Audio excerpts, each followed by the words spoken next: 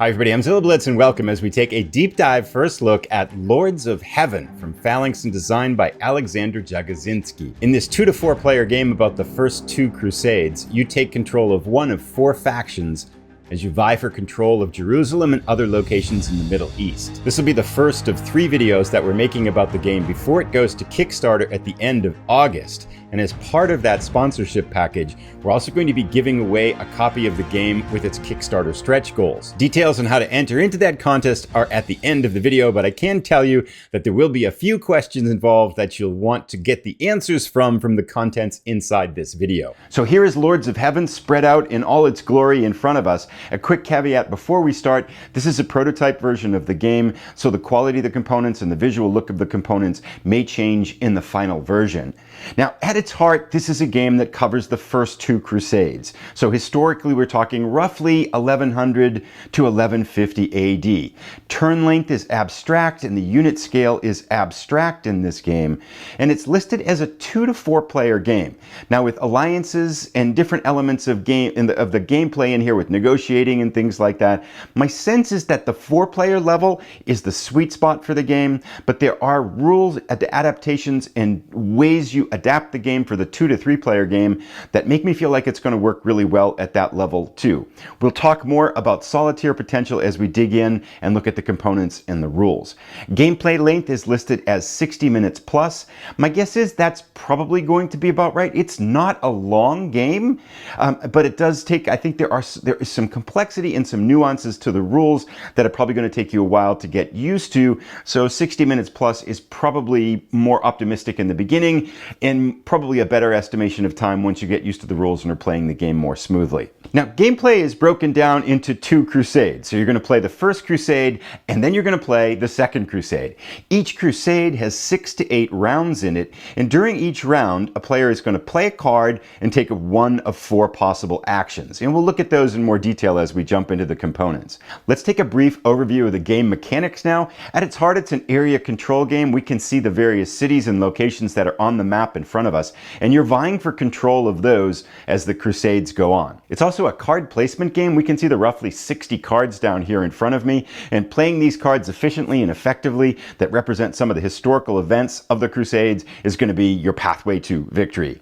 The 4 asymmetric factions in the game, we've got the late Christian Crusaders, the Orthodox Christian Byzantine Empire, the Shia Fatimid Caliphate, and the Sunni Seljuks. You're also building stuff in this game. You're going to be building your units, things like siege engines and knights. You're going to be building fortresses and temples and citadels and churches to exert your influence in the region. Lastly, there are battles and sieges, as one would expect. Each side can trigger 1 battle or siege in the first Crusade and 2 battles or sieges in the second Crusade. Altogether, I think this game blends Eurogame mechanics with a very historical game and wargame type feel to the gameplay. Let's jump in now and take a look at the rulebook. As we look at the rulebook, let's start out with a caveat. This, of course, is a prototype version. This is just the paper printout. The final version quality will be quite a bit different. Rulebook is 12 pages, and you might think, oh, that's a simple game. However, in its essence, it is, right? Because every time it's your turn in a particular round, you're going to be taking one of 4 actions, and you're also going to be potentially conducting a battle and a siege. So you'd think, oh, there's really only 6 things that you need to figure out how to do. And while that's true, I feel like this is quite a meaty, and there's a good bit of heft and depth to the gameplay. There's a lot of little elements to each one. You've got presence, and you've got support, and you've got 3 different types of units, and you've got some fortresses and citadels, and all these different things with a bit of complexity added by the cards in the game too, that make each one of those 6 elements of the game a little bit of its own mini game and its own little kind of process to figure out. So overall, if I were to give this game a complexity right now, and I hesitate to put a final stamp on it, because I think this is the type of game where you read the rules and then you kind of have to play it to get it. And that's when the real complexity kind of jumps out. I would say probably a 3.5 out of 10 at this point. I do think if you're a wargamer, you're going to find a good bit of complexity and heft to this. This is not a simple game. There's depth to it, strategy and tactics that you're going to be able to need to use in order to be able to win. Now, if I were to kind of comment on the rules in general, I did find that I love the graphics. There's a lot of graphic support here that really helps out. I did find often as I was reading a particular section, for example, this is the section on presence here, I would read through it and I wouldn't really quite get it. And then there's an example after it and I would read the example and that would answer the questions that I had from reading the rules. And again, this is a prototype. These may be edited and tweaked and modified before the final version comes to the light of day here. But at the heart, I'd say the rules seem pretty good. I did find I was relying on the examples to really kind of clear up some of the things from the rule elements there. But again, there's a lot of moving pieces at the same time. It feels like a game that you kind of have to figure out all of the different elements before you're going to be able to play it. But again, I'd say a 3.5 out of 10. I wouldn't let the complexity of the game scare me away from it. Let's take a look at the counters in the game. Again, in the final version of the game, these will all be on sheets that you'll punch out. The prototype version came this way with the pieces like this, so I'm kind of showing you them in a blob here, but I've pulled out representative pieces here so we can take a look at these down below. A good number of them, though. I'm probably going to guess about between 100 and 200 or so counters that you'll be using as you play the game. Let's take a closer look at the various counters that are used in gameplay. We can see on the left-hand side here we've got buildings, and there are 4 different types. We can see here we've got mosques and churches, and religion plays a factor in the game, as one would expect. It's a game about the Crusades. We have the Muslim faith and the Christian faith. Representing the Christians, of course, are the Crusaders and the Byzantine Empire. Then we have the Caliphate and the Seljuks representing the Muslim faith. And so mosques and churches, you'll be building those to exert religious influence in an area. These are the faith markers, which also influence activities in the game too. So that's modeled in the game. Again, giving you an idea, there's a good bit of meat and complexity here. We have fortresses here, which are colors. Each player gets 3 of those. And then citadels, which are played in a particular city to represent control of that city and military strength in the city there. Fortresses are placed in between them to represent kind of regional control. So 4 different types of buildings that you're going to be using. Now we have, in addition to a general kind of military presence type of marker that we'll take a look at momentarily, we have 3 different types of combat units. We have general ground troops here that are 1 strength point, siege towers, which can only be used in sieges, as you would expect, which are worth 2 strength points, and then knights, which can only be used in battles, cannot be used in sieges, worth 3 points. These are some markers to designate control of a city. Whoops, and they go flying all over the place. And then here we have 2 types of presence markers. This crown here represents influence, which it represents kind of political activity in a particular city. And then over here we represent kind of military support, represents kind of more military presence and activity in a particular city. So you're going to be using these to increase your strength in areas as well. And lastly, as we clear out this control marker here, we have money. One of the 4 actions you can take is to generate income. Troops, things, buildings, everything costs money, and so you're constantly going to be working to get more money and then spend it wisely. So again, you can see here, I think these counters give a good representation of the depth and complexity and subtlety to gameplay. This looks like a really rich, deep, type of engaging game about the Crusades. Lots of different things modeled, and these counters represent them. Let's take a look at the player aids in the game. There are 4 player boards, 1 for each player. We're looking here at the one for the Crusaders, and we can see that you get 3 blocks per player to represent the upgrade level of your churches or mosques, fortresses, and citadels. Citadels, as you upgrade them, they provide better bonuses, defense when your citadels are getting attacked. Fortresses, if they're adjacent to an area, can increase your strength in the area. And then the churches increase the effectiveness of faith when you're doing an income action. You can get more benefits if your churches or mosques have been upgraded. This is the limit that you've got for player for the game. So you each have 3 mosques or churches. Here we can see the Christian churches, 3 fortresses, and then 3 citadels that you're going to be deploying and building as you go along throughout the game. There are also 4 player screens, 1 for each player. They list development action, the types of actions we can take here. We'll talk about those momentarily. Then you get the sequence of play for the battle, and we can see here there's a fair number of steps. I mean, there's 14 steps here for battles and 14 steps for sieges. And each one is very quick, but still, again, giving an idea that there's some good depth and complexity to this game. You know, you're going to be asking in for allies, you're going to be choosing units, calculating. There's a dice roll element. We'll take a look at the custom dice momentarily. So there's a good little mini sequence of play for battles and sieges as they go on. You also have the option each turn, instead of playing a card for one of the 4 actions, you can discard it to get different benefits too. As we look at the sequence of play here too for the battles and the sieges, this is probably a good time to comment on the solitaire capacity of the game. It's listed as a 2 to 4 player game, and again, I think 4 is probably the sweet spot with good gameplay at 2 and 3 as well. The question is, how will it solo? I'm going to be playing it solo to learn the game in the next few days here. I do think there's a couple places that you're going to have to compensate for in the solitaire version of the game. One, there is, when you have battles and sieges, you are playing forth a card that's going to determine kind of the strength or the commitment to the battle that you're making there. So you can also have a bluff card in there as well, because you want to save the resources perhaps for a later battle or siege, because again, they're very limited to how many times you can do those in a particular crusade. So that bluff element isn't really going to work that well. Solitaire. Lastly, there's also how many units you're committing to a battle. It's kind of hidden, and you kind of display this, and you all display the units that you're committing to a particular battle at one time.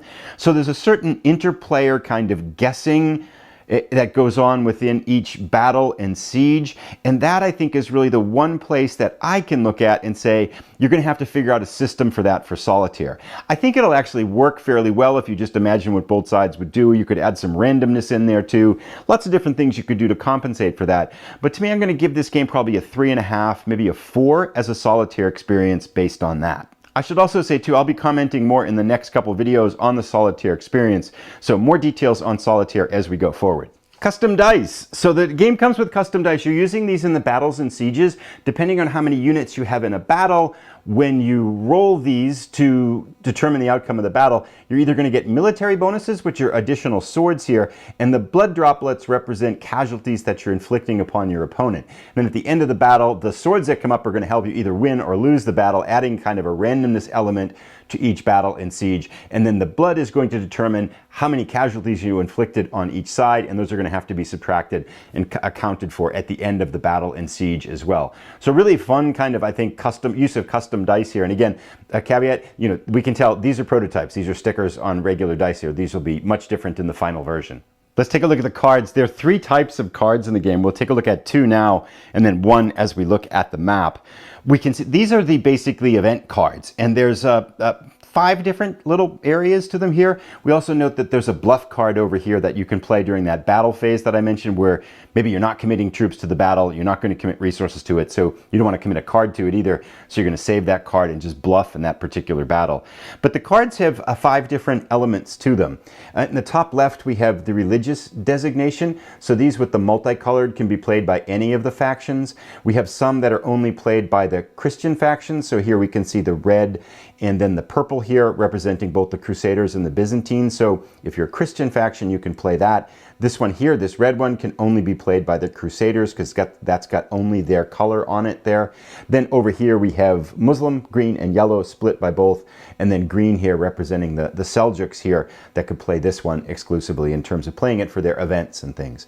Then we got great artwork. I love the artwork on the cards. It really kind of, it's evocative of the period. It makes you just want to kind of jump in and play. Really good job kind of adding a lot of flair to the cards in terms of what they've done here with the artwork. Now, down the bottom left box is the battle influence of that card. So that's the card that you're going to be playing hidden until the battle's executed, and you're going to flip it over. Some of them give you combat bonuses and damage bonuses and extra bonuses depending upon your influence and strength a particular area. Some of them give you benefits if you win as well. So playing those cards well and deciding when to use those cards in battles that you think you're going to win or need to win is going to be essential, I think, to playing the game well.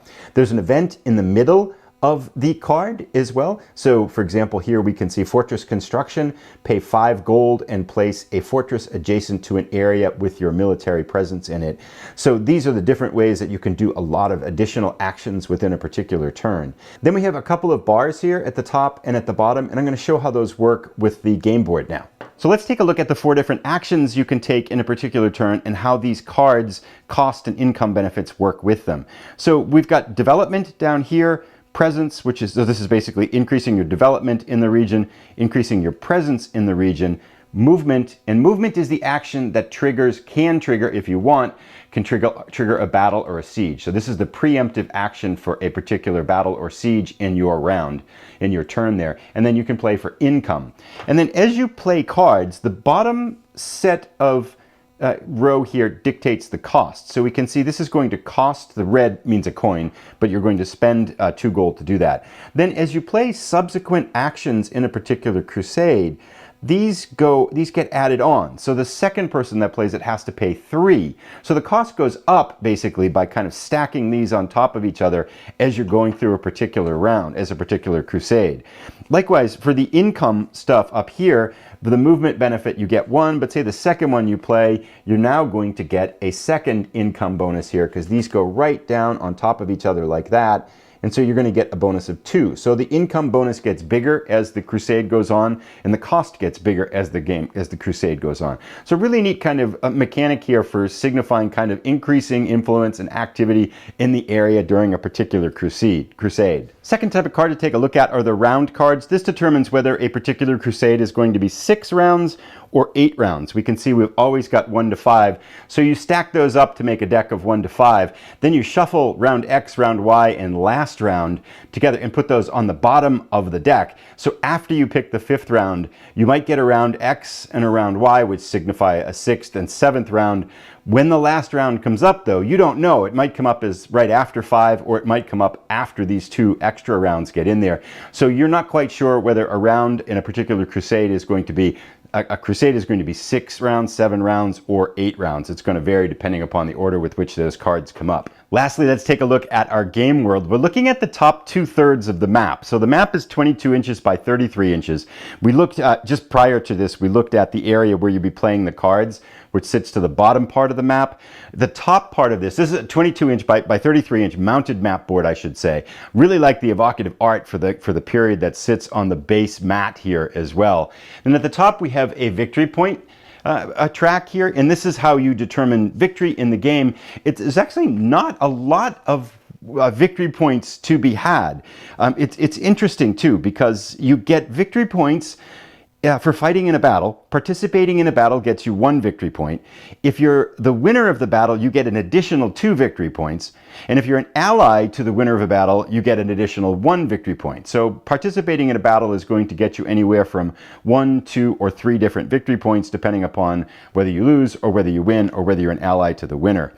Lastly, you also get victory points at the end of each crusade for controlling one of these cities, and you also get a victory point if you have your 3 churches and mosques deployed, 3 fortresses deployed, or 3 garrisons deployed. So, you know, the battles are going to be key. Gaining presence and control of cities is going to be key, and as well as increasing your development in the region by the addition of your mosques or your churches, your fortresses, and your citadels are going to increase your victory point chances as well. But, you know, those are basically the 2 ways, kind of development and control of the region, as well as winning battles that are going to get you victory in the game.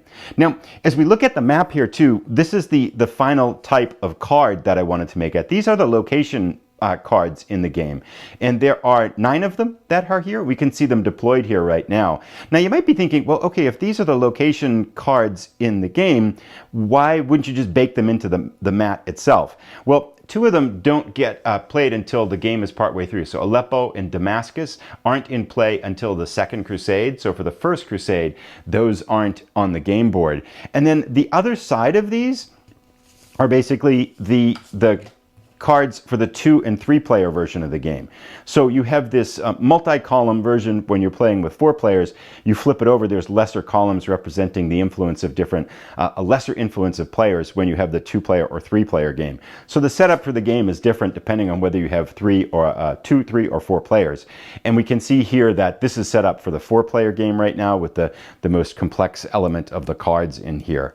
Let's take a look now. Let's jump in. I should also mention here, these are the location where the citadels, fortresses are going to go in terms of their being played in between regions to represent kind of influence in both of those areas. In terms of cities, we can see Jerusalem is down here, Tyrus, Tripoli, Iconium is over, Edessa, then Aleppo, Damascus, and a couple others that you'll be playing for as the game and the Crusades go on. Let's take a quick look at the cards themselves. Lastly, let's take a quick look at Ascalon, one of the unique location cards. And these, again, each one is unique, although the values are different on different cities.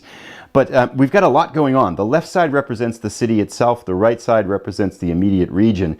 Here you can see the space where you're building either your church or your mosque as you get influence in the area. This is where the citadel goes. When you get, as you add presence in here, so this is the cost of adding presence, and you kind of vie for control of the city by increasing and adding more presence to the area, and that gets you control of the city. When one side gets control of it, this marker drops down in here. There are income benefits down in here. You can raise cities, so this would give you 8 gold if you decided to raise the city after a siege and things. Over here on the right hand side, this is where you're going to be placing your military influence, and all of these factors come together in kind of its own little mini game and mini resolution for control over one of these, locations that you're fighting for. So quite a bit going on in quite a bit of different ways when you add in and consider that you've got fortresses that can influence, you can pull in allies, movement and battles allow you to add forces from other nearby regions. So there's quite a bit, I think, again, of subtlety and complexity to resolving these battles and sieges that are going to ultimately determine who controls a particular area. And there you have it. We've looked at all of the pieces to Lords of Heaven. Now, if you'd like to enter the drawing for the Lords of Heaven game, which is available to anywhere that the Kickstarter will ship, there is a link to a survey after this down below in the description. You want to click and fill out that link. It does ask for an email, so that's the only way I can control for multiple entries. But I do delete the information after this contest is over. I have no interest in keeping people's emails. So you want to go to that link, answer the questions, and submit your survey. And you want to do it rather quickly, as this video is going up on the 18th or 19th, and the Kickstarter starts on the 27th. So there's going to be 2 more videos before the Kickstarter starts, and on that, right on the 26th, I'm guessing, is where we're going to pick the winner. So don't delay, fill out that survey quickly, enter the contest to see if you're going to win one of the games that would ship eventually when the Kickstarter ships. So with that being said, thanks so much for watching. I'll be back in a few more days with an example of gameplay.